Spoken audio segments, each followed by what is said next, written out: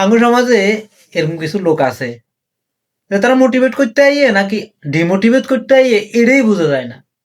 তারা মোটিভেট করার উদ্দেশ্যে আইয়ে ডিমোটিভেট করে দিয়ে চলে যায়। তারা নিজেও জানে না তারা কি কইতেছে।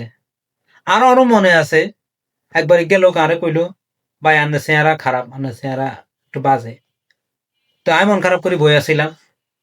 তারকে বন্ধু আইছে, আয়া তারা যে কি রে বন্ধু তোর কি হয়েছে, মন খারাপ করে বই রিসত কিনলে। আমি কইলাম একজন আরে কই গেল আর চেহারা নাকি বাজে। আরে হইত বাদ দে, ছাড় এসব কথা, তোর চেহারা অতটাও বাজে না।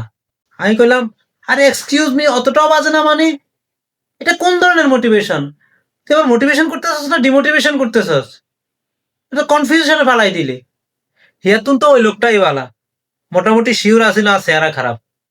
আরে এতে তো আর কনফিউজ করে দিয়ে চলে যাইতেছে।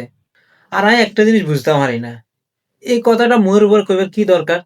যে মুখটা আসল নাই মনটাই আসল, এটা আর সামনে কইবার কি দরকার?